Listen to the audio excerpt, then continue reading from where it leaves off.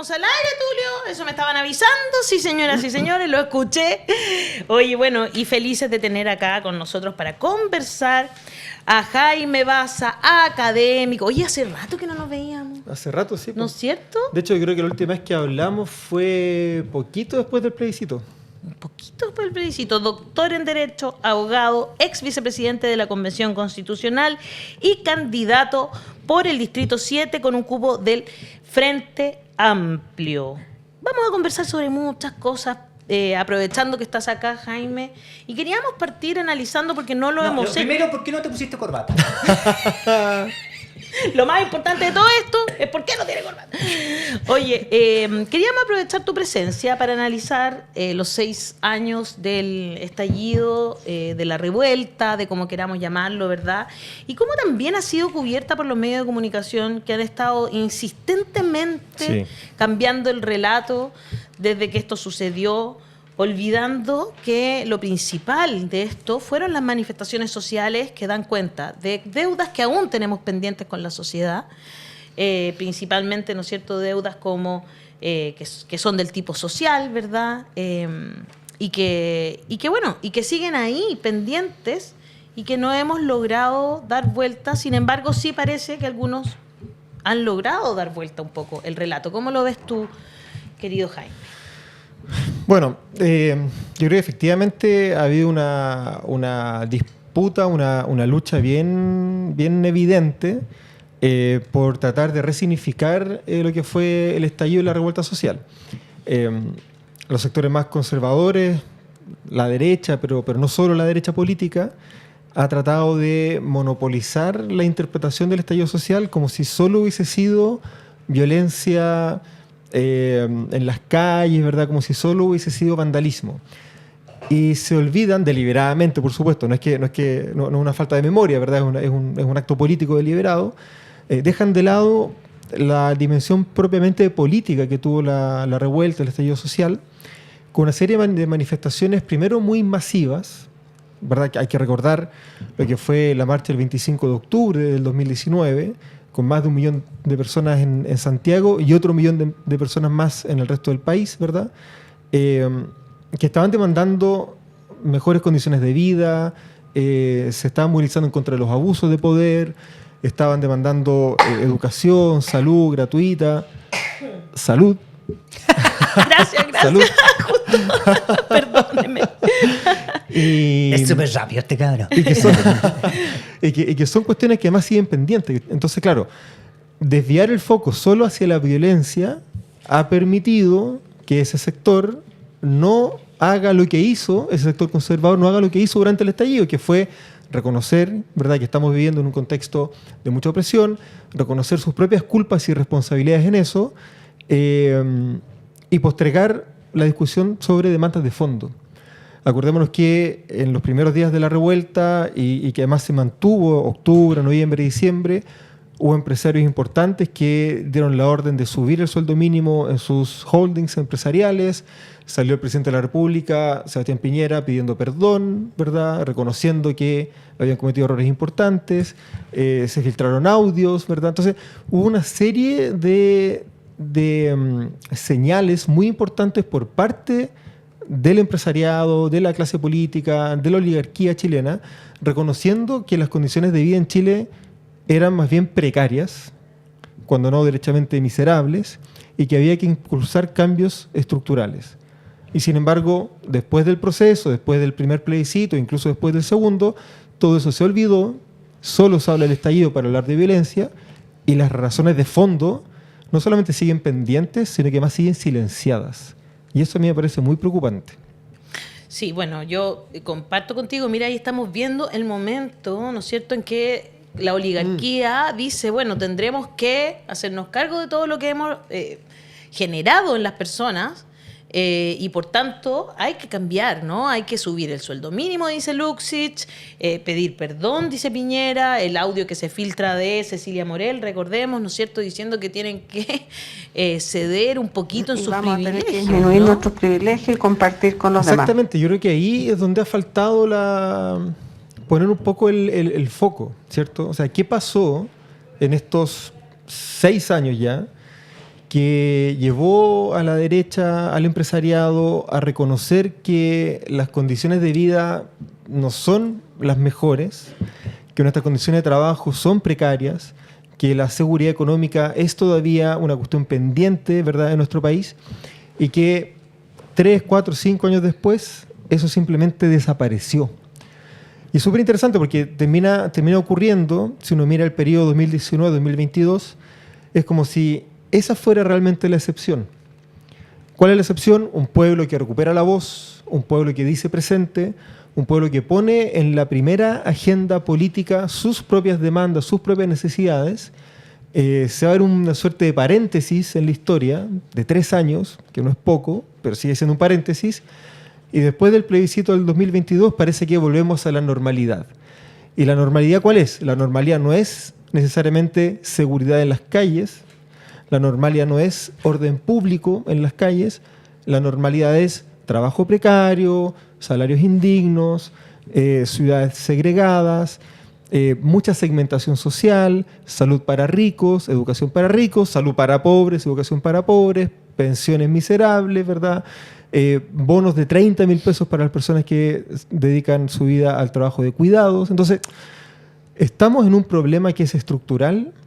Ese paréntesis que abrió el estallido y que se cierra con el plebiscito de septiembre del 2022 nos interpela de alguna manera a seguir hablando de temas que hoy día son silenciados.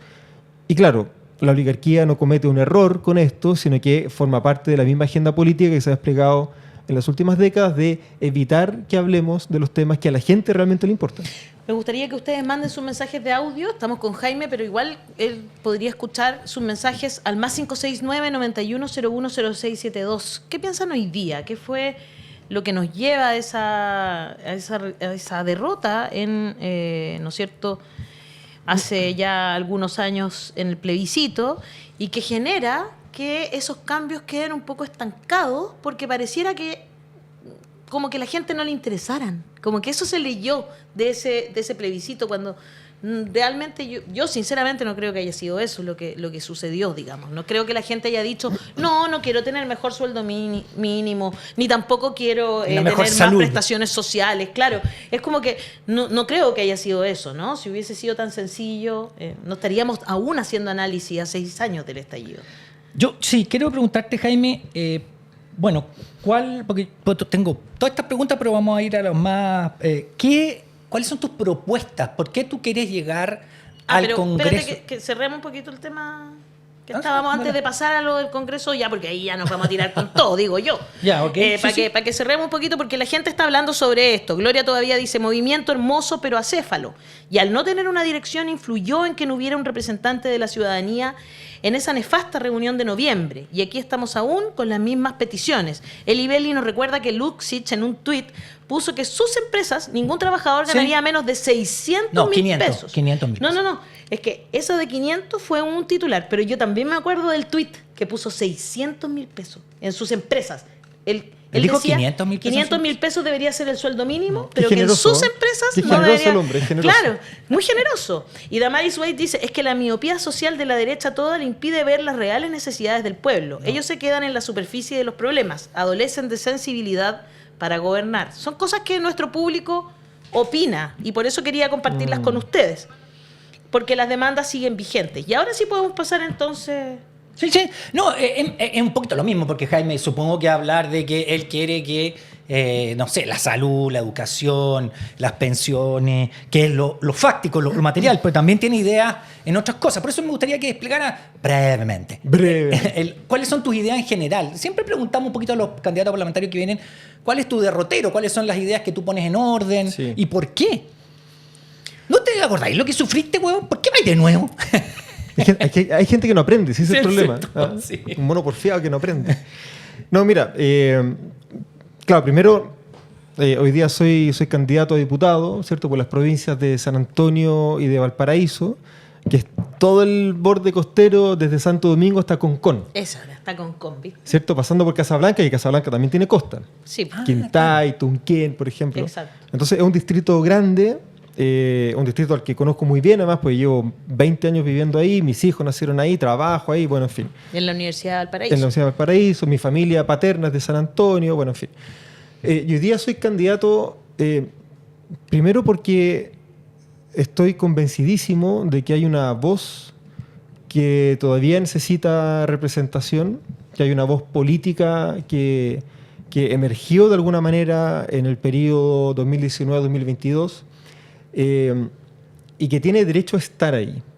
Una voz que reclama por condiciones de vida más justas, una voz que reclama por una remuneración equitativa, ¿verdad? Por condiciones de trabajo dignas, una voz que reclama por un sistema de salud que esté integrado y no solamente segregado para ricos y para pobres, una voz que sigue reclamando, por ejemplo, que la riqueza que transita por nuestras regiones, pensando por ejemplo en los puertos de Valparaíso y de San Antonio, pueda ser distribuida más equitativamente entre las ciudades que alojan a esos puertos tan importantes, que son ambas ciudades muy precarizadas, San Antonio y Valparaíso, pero que además sea capaz de distribuir esa riqueza en la región y, ¿por qué no?, en el país. O sea, la cantidad de carga que hoy día mueven Valparaíso y San Antonio es una cantidad en términos de millones de dólares muy importante, pero además en términos de valor es muy significativo porque todo el cobre, todos los minerales, toda la fruta, el vino de exportación, que son nuestras riquezas, ¿verdad? Salen al mundo a través de nuestros puertos, pero también todo lo que llega a nuestros hogares, estos aparatos tan bonitos, ¿verdad? Los teléfonos, en fin, llega desde el comercio internacional y entra a Chile por nuestros puertos, principalmente San Antonio y Valparaíso. Entonces son espacios políticos, culturales, sociales muy significativos y no solamente económicos, y sin embargo están alojados en ciudades que viven la postergación, la precariedad y el abandono. Entonces me parece que es muy importante que una región como la región de Valparaíso, con las provincias de San Antonio y la provincia de Valparaíso, puedan tener efectivamente una representación importante que entienda los problemas sociales, ¿verdad?, que siguen estando postergados, que piense su región desde su riqueza y se potencie, ¿verdad?, desde ahí. Yo creo que estamos en un momento de regresión conservadora muy evidente, pero no por eso nos vamos a olvidar de que hay demandas sociales que siguen esperando. Eso a mí, yo creo que, bueno, comparto esa mirada, pero efectivamente el mundo entero está en esta regresión conservadora, ¿no? Entonces, de hecho, bueno, ¿cómo ves el rol de Trump, verdad? Escribiste un par de cartas que tienen que ver con eso en el Mercurio, ¿verdad? Te respondió hasta Kaiser. Axel, tu amigo Axel, tu nuevo amigo. Hablemos un poco de esa polémica. ¿Qué pasó ahí, digamos? Sí. Bueno, el origen de la polémica fue el genocidio en Gaza, que es una cuestión que a mí en lo personal me afecta muy directamente, porque mi familia es palestina, la familia de mi madre. Somos Huawei y Salvador por el lado de mi abuela. Así que un saludo a todos los primos Huawei que seguro están por ahí. Y de todas maneras no hay que ser palestino, claro, para sentir un por eso te digo, hay una peso cuestión personal, pero Gaza, además, ¿no?, hay una cuestión de humanidad detrás, ¿cierto? Primero porque es muy dramático lo que está ocurriendo en Palestina, en Gaza específicamente. Aquí hay un intento deliberado de exterminio de la población de Gaza, que tiene motivaciones religiosas, uno podría decir en un primer principio, pero que principalmente tiene motivaciones políticas y económicas. Absolutamente.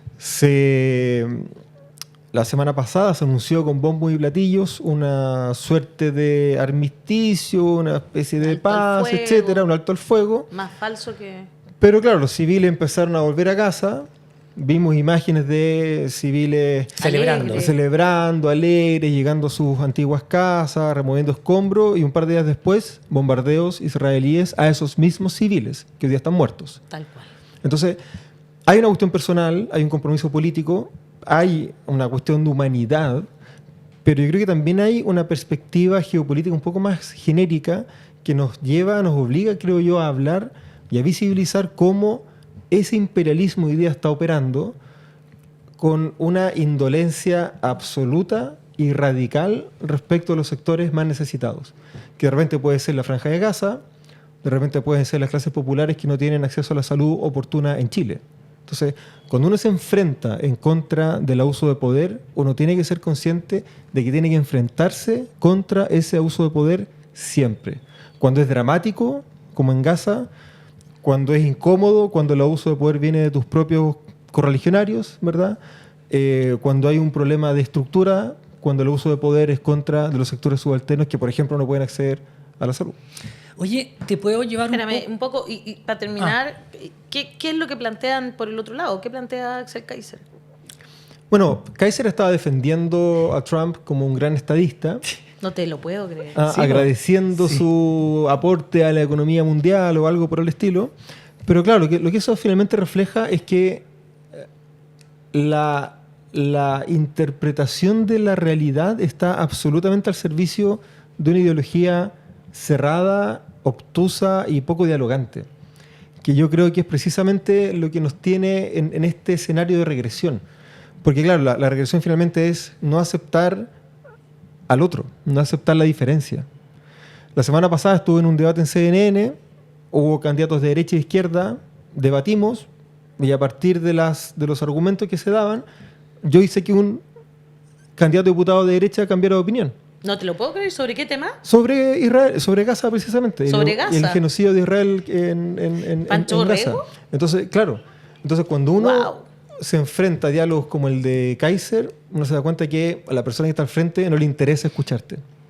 Y yo creo que eso es precisamente lo que moviliza una regresión conservadora, que es parapetarse en tus posiciones originales y no moverte, pase lo que pase en el resto del mundo. No te importa lo que esté pasando en el resto del mundo, tú te parapetas en una posición y no te mueves. Esa es la regresión. Dos cosas que me parece que tienes toda la razón.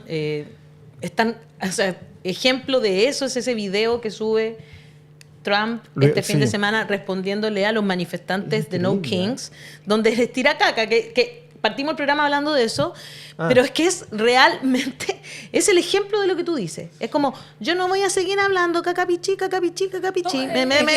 Me tapo los oídos y no sigo hablando porque cacapichí. Realmente no tengo nada que decir, así que nada.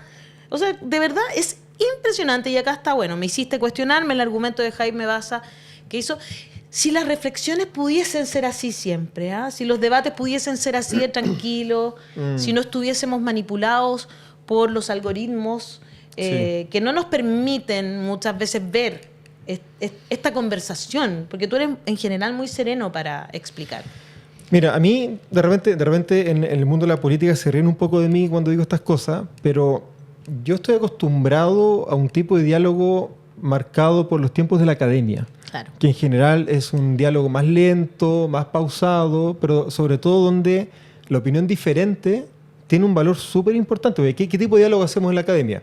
Uno tiene una idea de investigación, propone un proyecto, le presenta el proyecto a los colegas y los colegas lo estudian, lo revisan, pero sobre todo te lo critican. Exacto. La mejor forma de que ese diálogo sea como productivo para todos es que yo recoja esas críticas y mejore mi proyecto. Y después se lo presento de nuevo. Entonces, ese ir y venir, que es un ir y venir que está lejos del show, lejos del escándalo, lejos de la denostación personal, es lo que yo quisiera hacer en el Congreso. Levantar información de la ciudadanía, ver cuáles son sus necesidades, ver cuáles son los problemas estructurales que esos problemas particulares comparten, cuál es el problema de fondo, tratar de proponer una solución para el problema de fondo que además permita resolver varios problemas chicos entre medio, chicos entre comillas, pero particulares entre medio, y proponerlo al Congreso. Y si es una buena idea, avanzar juntos. Y si es una mala idea, no importa, me la guardo. Pero, Claro. pero no el garabato, Es un poco- el show de redes a ver, sociales. Es un poco la idea de hacer la voz de los que sobran. Nosotros de verdad que tratamos de hacer eso. Cuando nosotros cuestionamos al gobierno, por ejemplo, que a veces nos dicen, pero ¿por qué ustedes cuestionan al gobierno de Gabriel Boric? Bueno, porque nosotros no somos un partido político, somos personas que estamos aquí para hacer comunicación. Y si hay una falencia que ha tenido el gobierno de Boric es el de la comunicación. Pero más allá de eso, me parece súper interesante lo que planteas, Oye, pero eso fue imposible, es imposible de hacer si pensamos en la derecha que tenemos hoy. O sea, es como, como que es imposible de generar esa discusión así. Por ejemplo, te voy a poner un ejemplo. Si hoy día estuvieras tú en el Congreso, está un tema que a mí me parece fundamental y que los carabineros y los militares han dicho que les parece fundamental, pero que no hay voluntad política de la derecha para tratar, que es el tema de las reglas de uso de la fuerza. Exactamente. Ese tema está ahí y no va a pasar antes de las elecciones porque la derecha no quiere. Porque hay un tema de fondo, que ellos no quieren gobernar como tú dices, no quieren que exista este diálogo inteligente y reflexivo con pensamiento crítico. Quieren que lo único que les interesa ahora es ganar la elección con eslogan. Mira, yo entiendo que hay una diferencia radical entre la política y la academia. La academia es la lucha por la verdad, la política es la lucha por el poder, donde la verdad está en un segundo plano y creo que los últimos 6 años han dado buen reflejo de ello. Pero no por eso vamos a renunciar a tratar de hacer las cosas bien y a tratar de empujar una agenda legislativa que finalmente nos haga sentido. Yo creo que lo que hay detrás de la demanda de octubre, más allá de la retórica teórica con la cual esa demanda haya podido ser procesada por parte de la academia o por parte de los medios de comunicación, es que la ciudadanía está pidiendo que nos tratemos bien. Tratémonos bien en el trabajo, tratémonos bien en el hogar, tratémonos bien en la calle. Esa demanda por una sociedad sin abusos es finalmente una demanda por buen trato. Y yo creo que nadie podría estar en contra de que nos tratemos bien. Entonces, claro, si llevamos eso a la discusión, por ejemplo, sobre las reglas del uso de la fuerza, la clave ahí está en la policía en la calle tiene un poder que ejerce en nombre del Estado y que está bien que ejerza, pero ese poder tiene que estar sometido a ciertas reglas, a ciertos límites. ¿Quién le pone límites al poder policial? La ley. Porque la ley habla en representación del pueblo. Entonces el pueblo dice, tenemos el monopolio del uso de la fuerza, ese monopolio se concentra en el Estado y el Estado lo ejerce a través de la policía. ¿Cuáles son las reglas? Hablemos de cuáles son las reglas que necesitamos, porque necesitamos que un carabinero, cuando esté en la calle, opere efectivamente progresivamente en el uso de la fuerza. No guanacos a la primera, ni zorrillos a la primera. Eso tiene que ser progresivo, y esa progresión empieza en diálogo. La primera relación, cuando un carabinero tiene que garantizar el orden público en la calle, es una conversación. Es un diálogo entre un carabinero y un ciudadano o una ciudadana. Y eso tiene que estar reglamentado para que el diálogo ojalá prospere, para que las condiciones permitan que el diálogo prospere, pero además para que en caso de que no prospere, y solo en caso de que no prospere, vayamos avanzando en medidas más agresivas. Sí, bueno, voy a hacerte la pregunta que te iba a hacer antes, pero antes solamente un comentario. Tratar bien, el problema de tratar bien, que estamos todos de acuerdo, es que algunos tienen que renunciar a algunos privilegios que no quieren. Por eso que la diferencia que existe. Pero dejándolo ahí. O sea, sí, claro, y por eso no es que la derecha sea miope. No la derecha tiene perfectamente claro qué es lo que está pasando. Lo que pasa es que no quiere. No quiere renunciar al Tal privilegio. cual. Ya, pero Es una ahora voluntad te voy a política. poner contra la esquina. ¿Qué piensas de la labor del Frente Amplio durante este gobierno? ¿Cierto? Tú estás representando el Frente Amplio, ingresaste al Frente Amplio. Sí. Y lo segundo es, ¿qué piensas de las declaraciones de Winter? Que se Que mandó dijo que era un error. Sí, que es un A error. ver. Sí, yo sé que me estoy vengando de todo lo que me hiciste. No, mentira. Nos llevamos muy bien siempre. Sí. Mira, en cuanto al Frente Amplio, yo creo que se ha llevado adelante una forma de acción política que fue muy golpeada por el plebiscito del 2022, yo creo que eso es innegable, y que ha tratado de aprender del significado político que tuvo la crítica que nosotros mismos levantamos a la forma de hacer política de la transición, de los 90, principalmente esto de hacer las cosas en la medida de lo posible.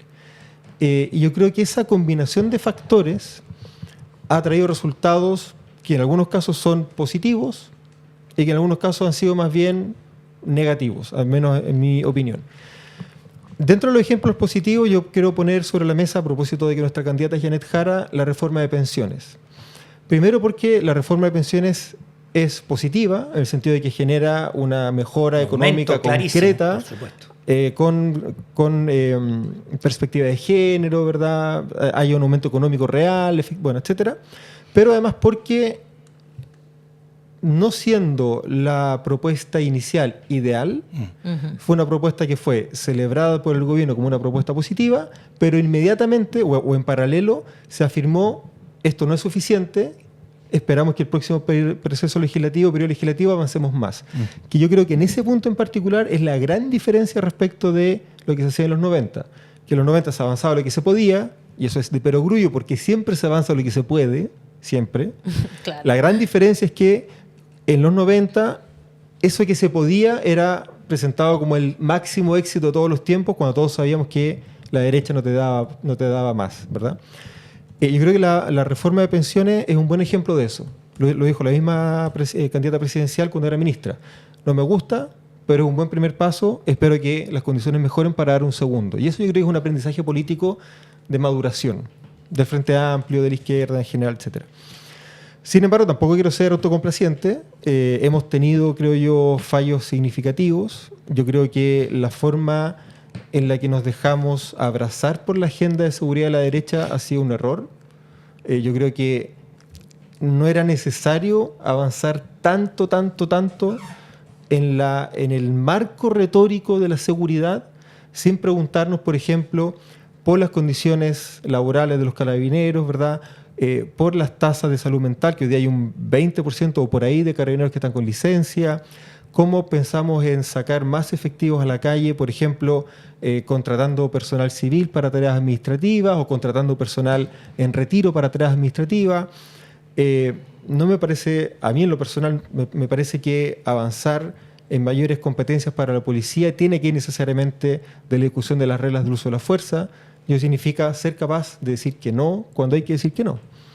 Yo creo que ahí probablemente la derrota del 4 de septiembre generó un efecto muy importante y del cual nos costó harto sacudirnos.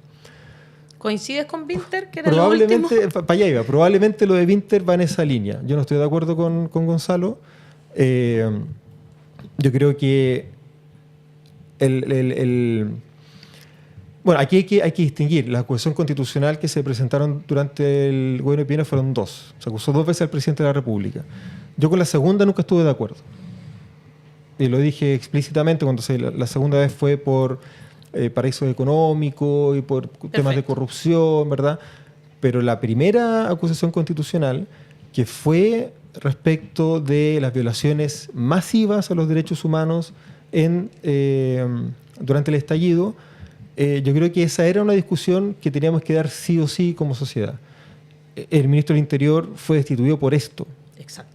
Andrés Chadwick fue destituido por esto. Había renunciado, fue como posterior. Tiene razón. Sentenciado. Fue acusado constitucionalmente y perdió esa acusación constitucional. Claro, tiene razón, ya había renunciado. Lo que quiero decir es que con esto es que aquí hay algo que no podemos perder de vista. Aquí hubo una decisión política por parte del Estado de recurrir a las Fuerzas Armadas contra el pueblo. Yo creo que eso es un límite, un piso mínimo absolutamente infranqueable. Yo esto lo dije en su momento. Ese estado de excepción constitucional, que es el estado de excepción de emergencia, que es el menos intrusivo de los 4, nunca había sido invocado en Chile por razones políticas. Solo se había invocado por razones de catástrofes naturales, terremotos, inundaciones, erupciones volcánicas en Chaitén, por ejemplo, pero nunca contra el pueblo, nunca por razones políticas. Yo creo que esa acusación constitucional, la primera, la que está motivada por la violación de los derechos humanos, es una forma de decirle al Estado, señor Estado, esto tiene un límite, ¿verdad? El Estado existe para el pueblo. El Estado, de alguna forma, es la organización política del pueblo. El Estado no puede utilizar las herramientas que tiene contra el pueblo. Exacto. Lo puede usar contra, sectores aislados, subversión, puede ser, pero contra un pueblo que se manifiesta masivamente, yo creo que no. Y como dato mata relato, más allá de las interpretaciones que usted ha leído en la prensa tradicional, quiero leerle las cifras que la Fiscalía dio. La Fiscalía informó de un total de 35.146 delitos en el periodo. De ellos, 21.766 imputados conocidos y 20.727 víctimas. El delito más frecuente el delito, y lo voy a repetir, más frecuente fue el de la violencia institucional cometida por agentes del Estado, con un 34,1% de los delitos. Le siguen el de saqueos y delitos contra la propiedad con un 31,7% y desórdenes públicos con un 22,7%. Pero es que es importante decirlo, un 34,1% de los delitos, y el más frecuente fue el de agentes del Estado contra el pueblo, como lo está diciendo Jaime. 464 víctimas de trauma ocular, 11.506 causas. Un 84% sufrió lesiones por proyectiles y 230 personas tuvieron algún grado de pérdida visual, dentro de las cuales hay 2 casos de ceguera total. Mira, antes de la pandemia, pues claro, desde marzo en adelante era más fácil hablar de pandemia, pero antes de la pandemia, el Colegio de Oftalmólogos dijo que aquí había una verdadera pandemia de salud ocular. Tal cual. Y no nos podemos olvidar que hubo, si la memoria no me falla, 5 informes internacionales que daban cuenta de las violaciones masivas a los derechos humanos.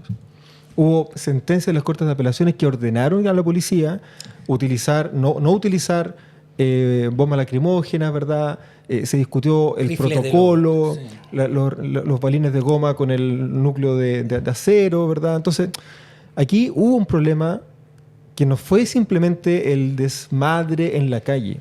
Aquí hubo una decisión política de usar las Fuerzas Armadas primero y la policía después, con objetivos políticos para controlar al pueblo.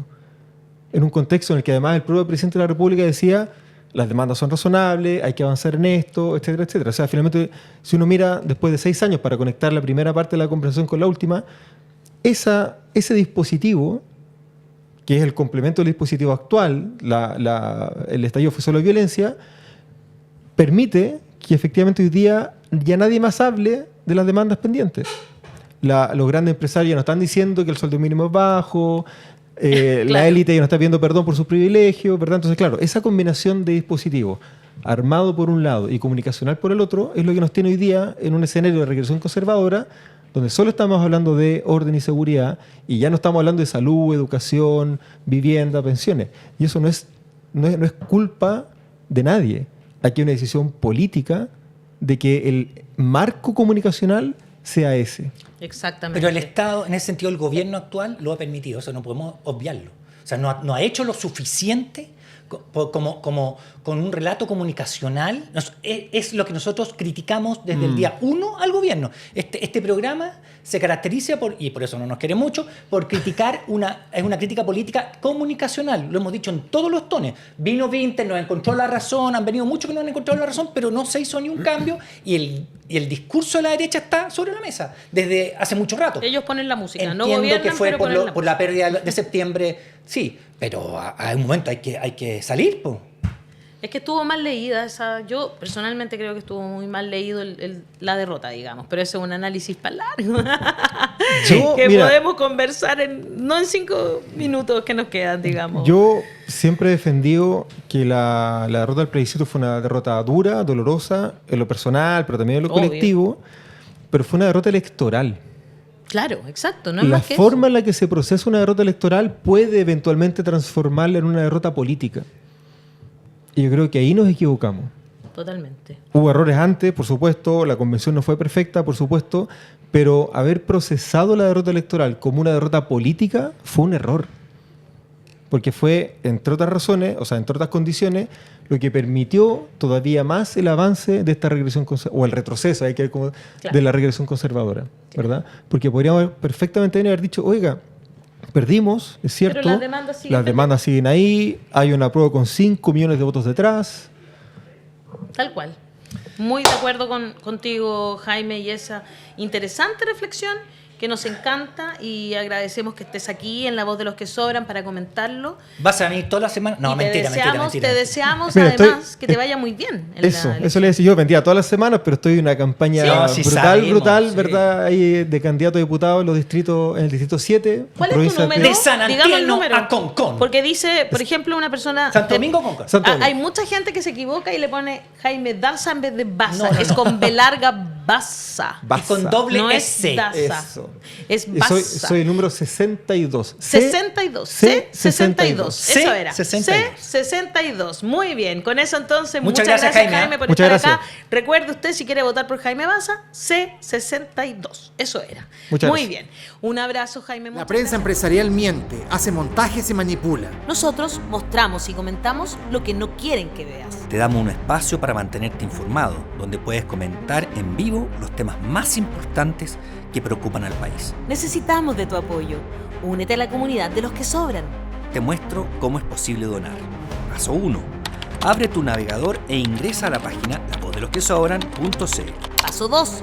Busca la casilla que dice Comunidad. Paso 3. Una vez dentro, puedes escoger el monto con el que quieres aportar.